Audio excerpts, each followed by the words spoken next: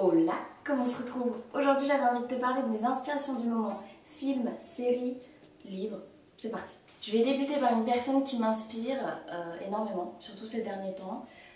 C'est Frida Kahlo. C'est une artiste peintre née en 1907, décédée en 1954 et qui est originaire du Mexique. Cette femme m'inspire énormément puisque à travers ses tableaux, elle fait ressortir beaucoup de souffrances, que ce soit physique et aussi psychologique.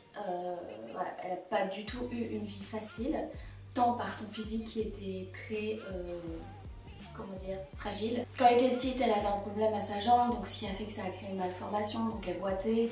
Quand elle avait genre 16 ans, elle a eu un accident de bus avec un tramway. Ça lui a transpercé genre le bassin. Je crois qu'il y a une légende qui dit que ça lui a traversé le vagin. Donc voilà, disons que sa vie ne débute pas très bien. Et donc du coup, elle se fait opérer, etc.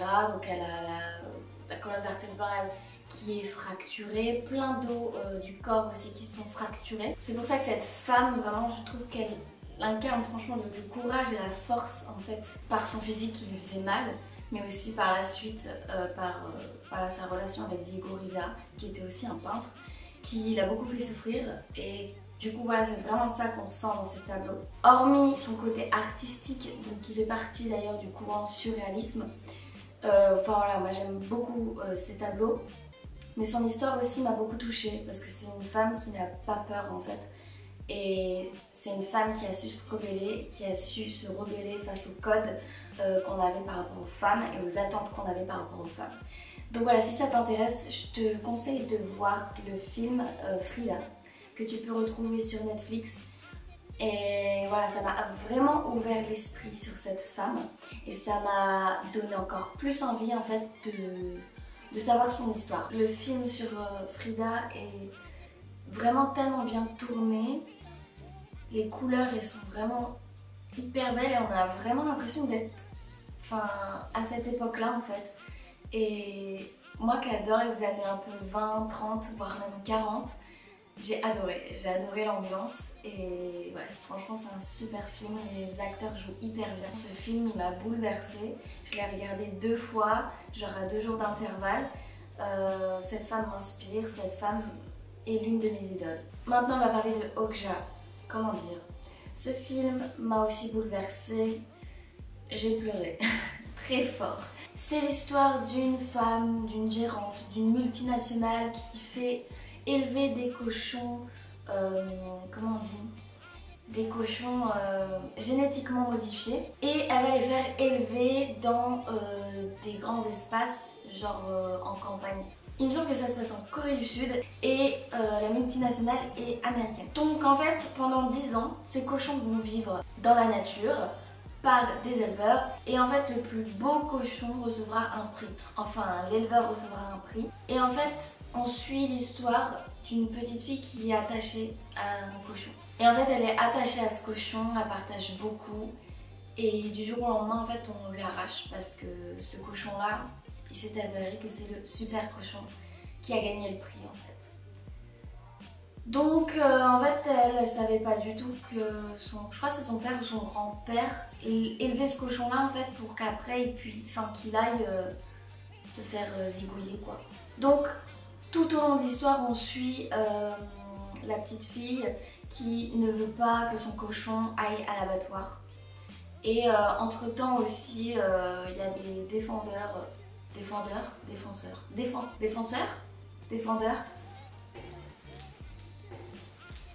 des animaux qui font tout aussi pour arrêter ça en fait. Donc voilà, je trouve que c'est un très très bon film que vous pouvez aussi retrouver sur Netflix. You all the way, the sun goes down, it tastes the day when I want in you. Putain, c'est le yaourt. Les yaourts du futur. Bon, maintenant on va passer à Amy Winehouse. Hormis les CD, je vais te parler d'un reportage documentaire. Voilà. Donc ça s'appelle Amy. C'est un reportage que j'ai vu cet été et que j'ai adoré. Déjà j'aime beaucoup cet artiste et du coup le reportage, le documentaire m'a aussi un peu retourné le bide.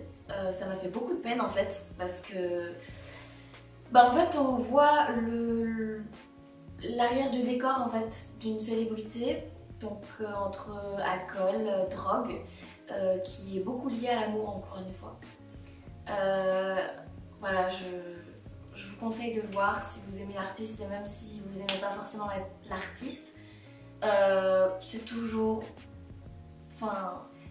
enrichissant en fait de regarder comment on est envers quelqu'un qui est connu quand même, parce qu'elle se fait harceler par les paparazzi, par beaucoup de monde, et beaucoup de monde profite d'elle. Son père c'est voilà, un escroc, et son mari bah, voilà, il a fait énormément souffrir, alors que elle a une voix de ouf et sa musique c'est juste de la bombe, donc voilà, je te conseille que je regarde. On va parler séries, et non, je ne parlerai pas de Stranger Things, même si j'ai adoré, on va pas se le cacher.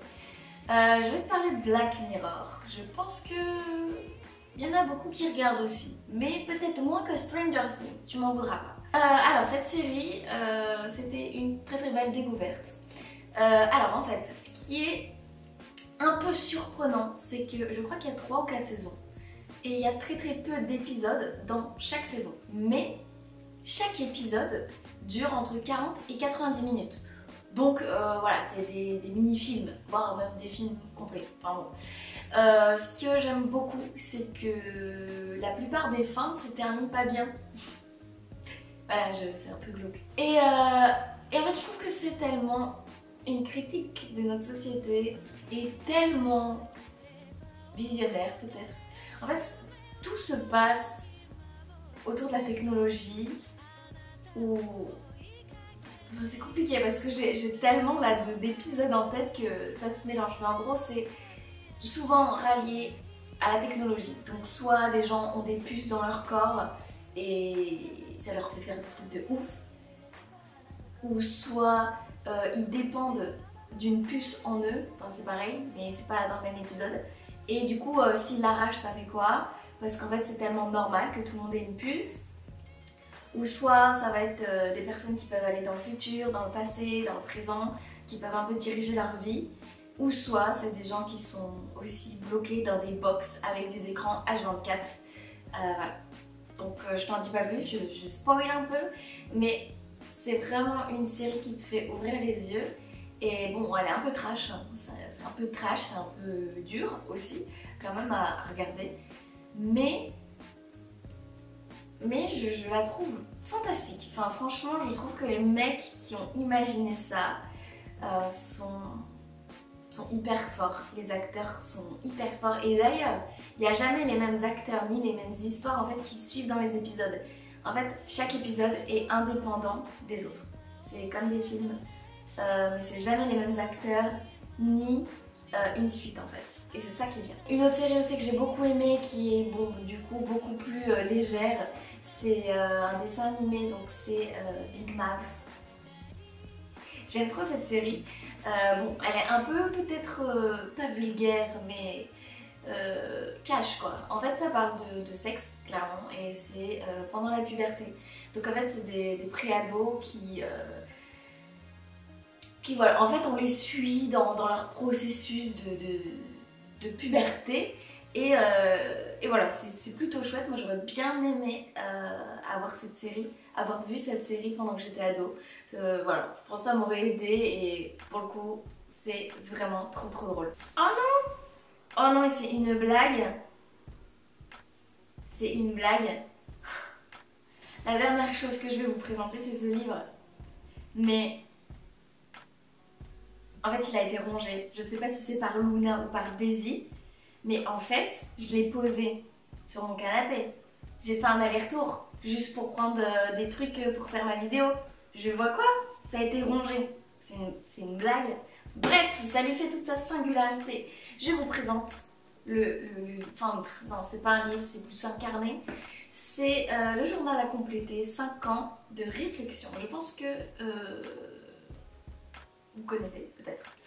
Alors, chaque page du livre, donc déjà il est très joli, hein. Chaque page du livre représente un jour de l'année.